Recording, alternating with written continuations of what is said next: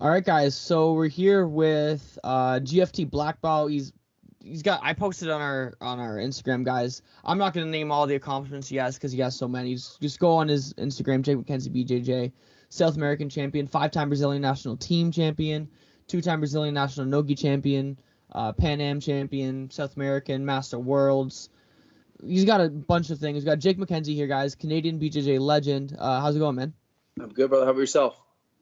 Pretty good, man. Thanks for hopping on. So not so short notice. I think I messaged you about a week ago, but normally guys, like have more time, need more time to set up. But you're a busy guy, so thanks for hopping on.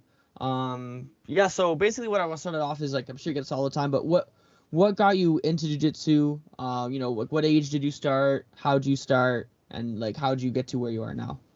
So I was like 11, almost 12 years old. And my dad got me into jiu-jitsu and in Nova Scotia, actually. So it's kind of weird, man, because I'm from a tiny little town in Nova Scotia. I'm from a place called Truro that has about 10,000 people. And there was a guy there that was like a karate guy. He was interested in martial arts. And he ended up bringing the Gracies to Truro before there was any Gracie Bajas anywhere else in North America. There wasn't even any in the States yet. This was like 96, I think, maybe Wow. 96 or 97. So I started training with them, and then I just kind of kept training here in Nova Scotia. I trained with my Uncle Kevin for a long time. I still trained at his gym a little bit. But when the Brazilian guys left, there was a group of us that kept training and stuff like that. But I trained from a really young age. I did the kids' belts. And then kind of around maybe 16 or 17, at 16, the first time I went, I started going back and forth from Brazil for training and competing. And I did that for a long time too. Yeah, so that's interesting. When you started BJJ, was it one of those things that I'm not sure if you can, but I'm sure your coaches can, that you were naturally good at, or did you start average like amongst anyone else, and then obviously you put in the work and time, or did you feel something like it came to you naturally, like your first class, not your first class, but within your first like month or two, you kind of got the hang of things quicker than the other students? No, I'd say I was the opposite. I'd say that I was really unnatural for a really long period of time. I was never athletic as a kid. I was overweight when I started jiu-jitsu when I was a kid too. So I was not very coordinated. I wasn't very tough. Yeah. So for me, the thing I liked about jiu-jitsu was knowledge was power, So like, Right. Of course. I stuck around. I started in the kids program, and eventually I had a little bit of an advantage, maybe because I was heavier than the other kids. I was a little bit bigger. Right. But that would be the only advantage that I had, But as the time went on, all the kids quit the kids class, and then I eventually got bumped up to the adults class. And man, I'll tell you right now, like I tell people this all the time, I probably went like 3 years without tapping anybody, without Yeah. scoring points, just learning how to defend because I was getting beat up like I was 12 or 13 in the men's class, Yeah.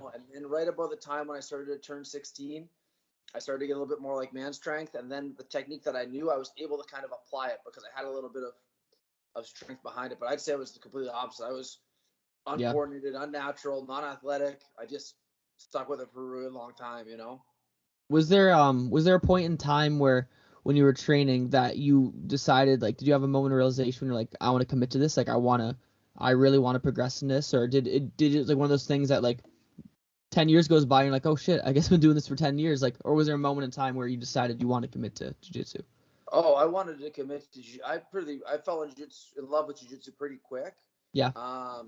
And then I did jiu-jitsu for about a year, but there was no jiu-jitsu tournaments where I was from. There was no jiu-jitsu scene at all. So I started to go on the internet and kind of find some of the websites, and I'd look at the pictures of the tournaments that were happening. I'm a really big MMA fan, so I would look at, I'd look at the pictures from the UFC and stuff like that. So I remember I used to like print these pictures out, and like they'd be all pixely because it was back in like the late 90s.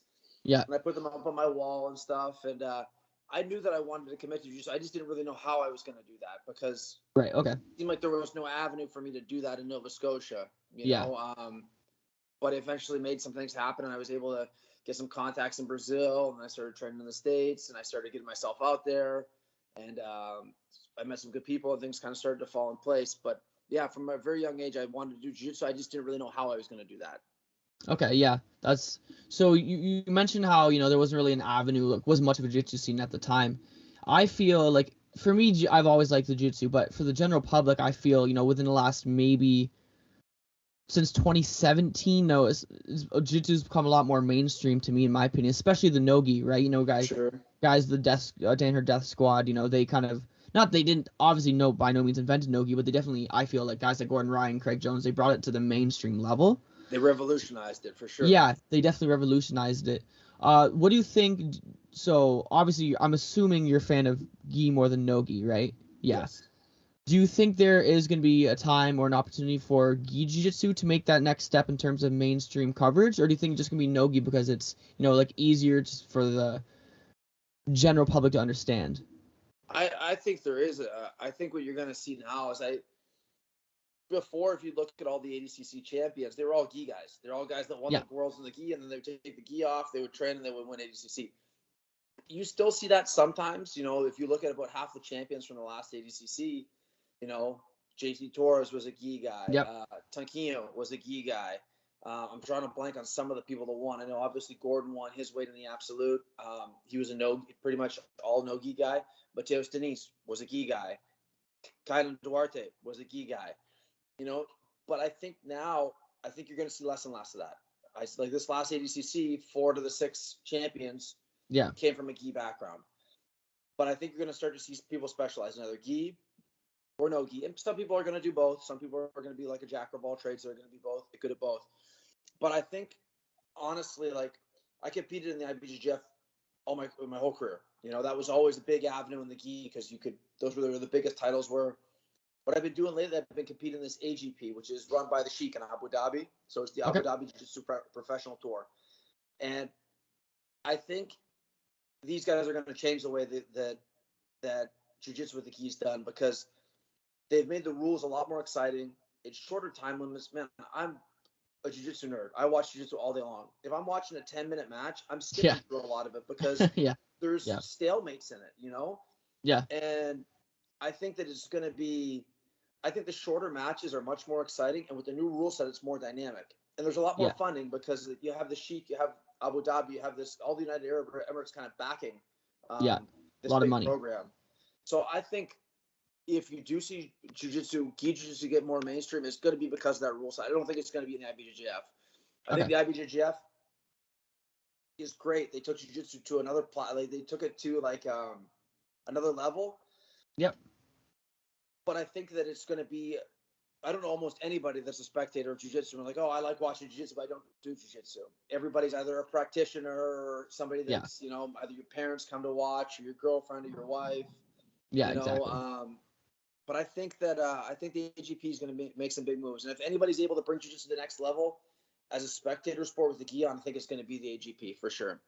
Yeah, true. Like the point you brought up was the the rules and the time set. Like you're a BJJ nerd, and you say you even skip through like a 10-minute match. A lot of it. I'll watch maybe if it's a 10-minute match, I'll watch maybe 2 or 3 minutes of the action. Well, because the reality sometimes that's how, especially when we get to the high levels, like high level black belts, that's the reality of it sometimes, right? A lot of the times you get guys with so matched high level skill sets, it becomes a stalemate.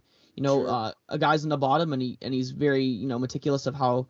Doesn't want to pull his leg out, doesn't want to put his feet in the hips, doesn't want to do that because the other guy's going to capitalize off it, right? So sure. It's who makes less mistakes at that level a lot of times. Yeah, basically who makes less mistakes. And they don't even do takedowns anymore. It's funny. You watch some of these black belt guys, like they just pull guard, right? That's it's always funny to watch. I think another thing too that like could help bring gi jiu-jitsu to the mainstream level is because you notice like with the no-gi, like I think not a month ago, like 2 weeks ago, they had a big no-gi match on Fight Pass. I'd call it more like a wrestling match, right, with all these UFC guys. Do you think that it'd be beneficial to have these UFC guys because there are a bunch of guys who train in the gi? Do you think they would ever go over and do gi, or do you think they're more attracted to the no-gi just because of the style? No, I think you could definitely get guys doing the gi. Like I remember when I was coming up, when I first got my black belt, like Benson Henderson was the champ in the UFC, and he was competing in jiu-jitsu gi tournaments all the time. You'd see him out at Pan Am's and Worlds. Yeah, that's true. Man, that's really wasn't his forte, but like he medaled at the Worlds. He got third one year. You Yeah. know? The year that I saw him out at the Pan Ams, he actually competed against a friend of mine, and my friend beat him. But he got deep into the bracket. He got into the quarterfinals, like in a 50-person bracket, so he was in the final 8 guys. Yeah. I know Nate Diaz has competed a lot in the gi before he was in the UFC and once he was in the UFC as well. I think you could see guys doing that. I think the biggest thing is there's a lot of the no gi has a lot of momentum right now, you know, Yeah. because you have guys that are really good at marketing themselves, like a Gordon Ryan. Yeah. So I think we need somebody like that in gi jiu-jitsu, but also I hope that gi jiu-jitsu doesn't turn into what no gi jiu-jitsu is turning into right now, you know, because honestly, man, for me, I mean, I'm a little old school in this, but like, jiu-jitsu is a martial arts, so I think it's a lot about respect and discipline and always showing Yeah. your opponent respect and trying to be respectful to everyone around you, you know. And I hope that I see some guys in the gi jiu-jitsu, or I see some guys in no-gi that are going kind of the Conor McGregor route, and I hope it doesn't go that way. Yeah. You know, I think at the end of the day, it's a martial art, and you should, you know, it should be respectful, and it should teach discipline, respect, Yeah. all of the above, you know.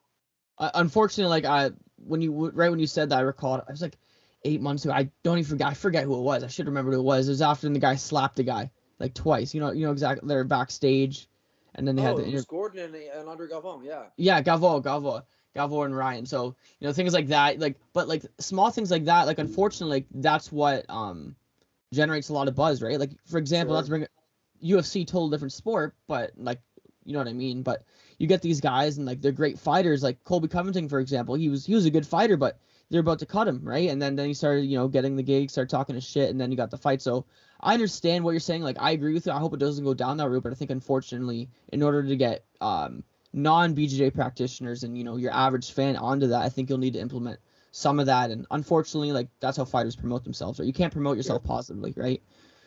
Well, I can understand it in MMA because you're fighting for pay-per-view points. If you're Conor Yeah. McGregor, a lot of your money is going to come from pay-per-view points. So you want to be able to Yeah, for sure. sell the fights. Like I think that's kind of what I think the AGP is doing different. I think they want to try to make jiu-jitsu into either a professional sport or into an Olympic sport. Yeah. So I think they have a couple of key factors that they could be successful with that, and they're doing a really good job of it.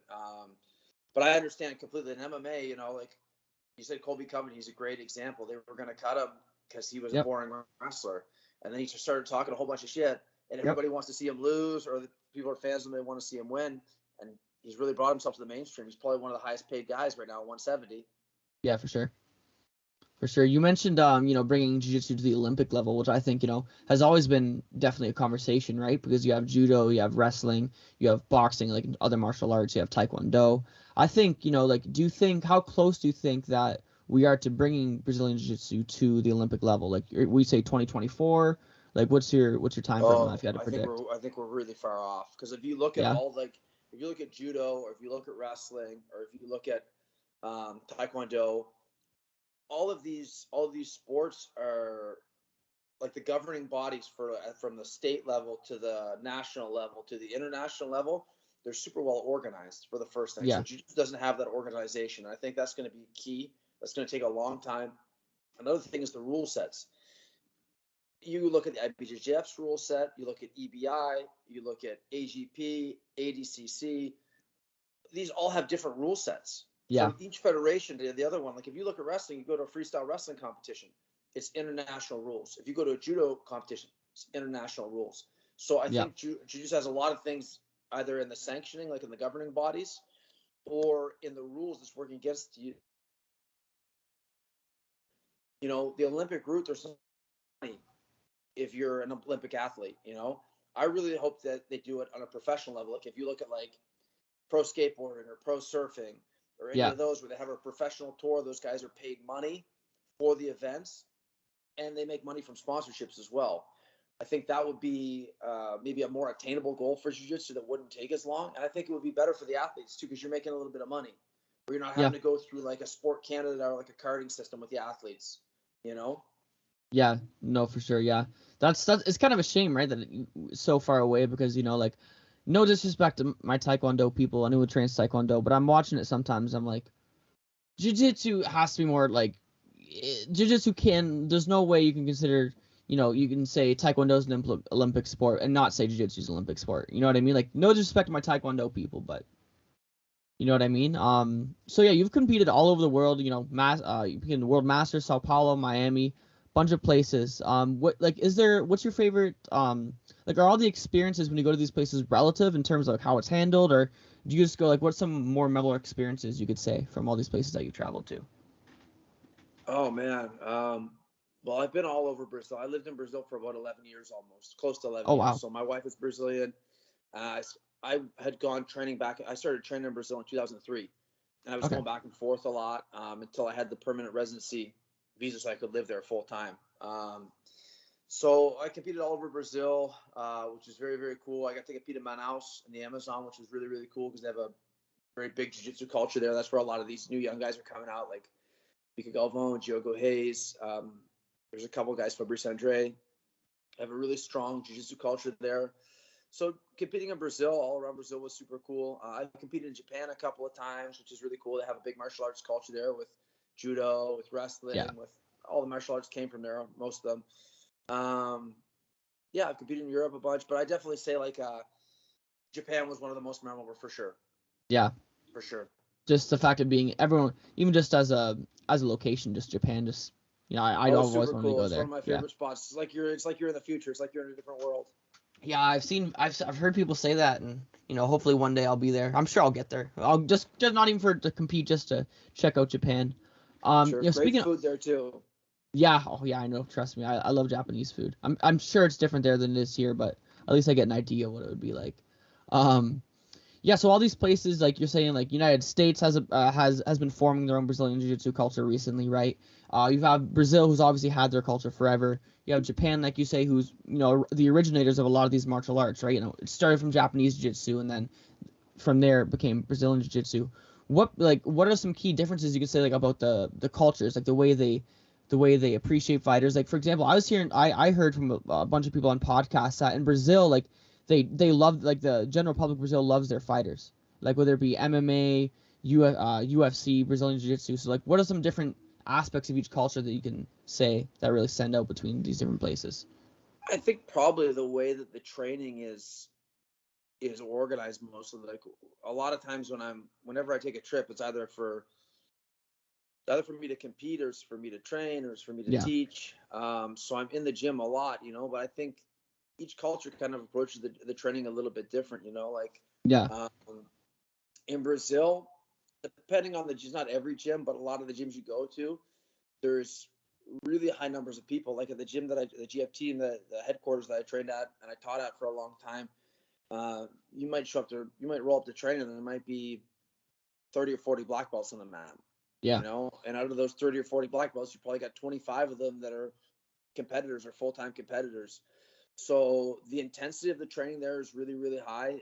The way that the guys approach the training, how they're really serious about it, the drilling, specific yeah, training, the way they break it down is really good because they've had jiu-jitsu longer than everybody else. yeah, Sport jiu-jitsu. Now the Japanese too. When I was in Japan, I was really impressed. The level of grappling there is super, super high. But if you look at the Japanese guys, a lot of them don't really go outside of Japan that much. They are more focused on winning the All Japan or the Asian Open, which are the two big tournaments there. But they have a very strong competitors, really good jiu-jitsu, really cool jiu-jitsu scene. Everyone's ultra respectful. The guys try to kill you when you're training with them. They go super hard, but very respectful. You know, States has a great jiu-jitsu scene. There's a lot of tournaments there. yeah. They have a really big wrestling culture there too. So you see a lot of guys come from a wrestling background, depending on where you're at. And yeah, I'd say all are a little bit different, but I just say like the way that everyone's a little different, the way they train, the way the classes are structured, the way the guys break the training down. Yeah, yeah, for sure. I always make jokes with my professor, Vince Matei. We always, like, when we have classes lighthearted, like, we make jokes. Like, we do training, but, I can crack a joke every now and then. But, sometimes I say a joke and he just looks at me, and then he goes on and tells me stories when he was training in Brazil and how you probably couldn't say, jokes to the professor. Or you can't even talk to some of the black belts there just because it's like a respect thing, right? So it's weird to see it's just weird to see, like, it's the same sport, but it's treated so differently so many places around the world. That's what's beautiful about it, right? Like, everyone can really take their own interpretation of the culture and the moves, right? Even the rolling styles, like, you get a lot of, I feel now, like, to me, I might be completely wrong, but the way I'm seeing it is like a lot of more people now are working like the open guard type stuff, and a lot of like the triangles and using their hips a lot more and using their legs a lot more. Would you agree with that or no?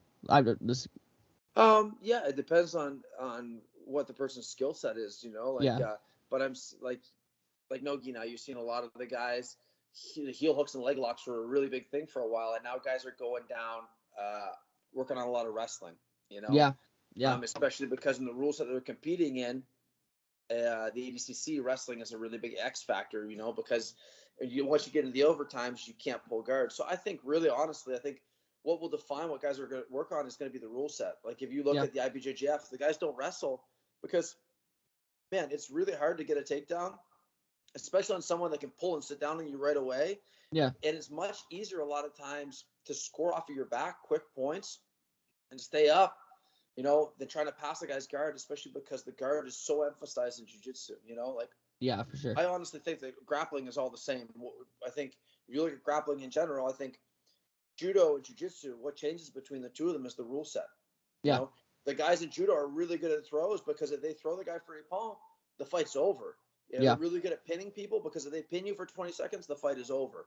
yep And they have a limited amount of time on the ground. So for them as a competitor, they have to prioritize where they're going to put most of their time into train so they can have success at the highest level. I think in jiu-jitsu with the gi on, I think, guys are doing certain things because of the rule set, and same thing with the no gi as well. I think yeah each style is a little bit different because they're trying to kind of like hack the rule set a little bit to try to have an advantage. yeah no yeah for sure, that makes sense. How old are you now, by the way? How old are you? I'm 36 right now. 36. So do you plan on, obviously, like people train jiu-jitsu until they're in their 50s, 60s. Do you ever see a time where you can see yourself stop competing like at the high level you are now, or are you one of those guys that's just get to the next tournament, or like do you have an age or time in mind where you think you'd want to slow down on the competitive jiu-jitsu? I always had in my mind, I always said that I would stop competing around 35. Okay. I figured that I would open up a school by then, and I would do some different stuff. And honestly, maybe like 2 or 3 years ago, I was at a point where I felt like, okay, maybe I'll compete one more year, and then I'll open up a school, and I'll start to focus more on coaching. And honestly, I started competing in this AGP thing that I was talking about, and it really, man, it was refreshing for me. It's a new rule set. It's a new federation. It's a lot of things are changing. They take really good care of the athletes too. And I was kind of at a point like, man, in jiu-jitsu, when you go to the IBJJF, you're paying for your hotel, your flight, your registration. If you're taking any trip, you're dropping at least $1,000, Yeah. And my wife's a full-time competitor too. So a lot of times, it's 2 registrations, 2 plane tickets. We'll obviously share the hotel, but there's food, all those expenses. And I thought maybe 2 or 3 years ago, I'd be like, oh man, I'll do one more season. And I wasn't enjoying competing as much as I'd always enjoyed it before. But man, this has been like just kind of pumps some new blood into what I was doing. And honestly, I'm just kind of taking it year by year now. I feel really good physically, knock on wood. So, and I'm enjoying competing. The minute that I do not enjoy to compete, I've probably had, I don't know, 600 or 700 jiu-jitsu matches in my life, Yeah. So for me, the minute that competing's not fun anymore, I'll stop doing it, But for Yeah. right now, I'm having a lot of fun doing it. For me, jiu-jitsu is not work. I probably train maybe 4 or 5 hours a day. And for me, it's always fun. It's always fun learning new skills and, trying to just get better where I'm not good and trying to improve the tools that I do have. Yeah, for sure. That's a good thing, right? Because you get a lot of these guys that, a lot of situations where they set a date in their head, like for example, you said 35, some guys say 30, whatever, right? And they get to that time and they're like, well, shit, I feel good, so I'm gonna keep going a few more years, right? It's like the Tom Brady effect, I call it, right? Sure. It's just one more year. But yeah, it's good for you that the new I totally forgot what's it called? AGP. AGP, yeah. So it's good. Like I gotta check AGP out then, man. So like it seems like an exciting, not brand of jiu-jitsu, but a way they're organizing it, the rule set. So hopefully, like you said, like it brings that more to the mainstream public. It gets a lot more eyes other than BJJ practitioners like yourself or me, right? So, yeah, that's pretty much all the questions I had, man. Do you have anything else you want to say before you hop off, or? Oh, no, man. Just thanks for having me on, and say what's up to everybody from GF Team Canada. What's up to Vince Matte, too. He's a great guy, man. Yeah, And yeah, for sure, man. I've been talking to him a little bit back and forth lately. So, yeah, I appreciate that opportunity, man. Appreciate chatting with you as well. Yeah, thanks for coming on, bro. All right, bro. Nice talking to you, man. Thank you, brother. You too.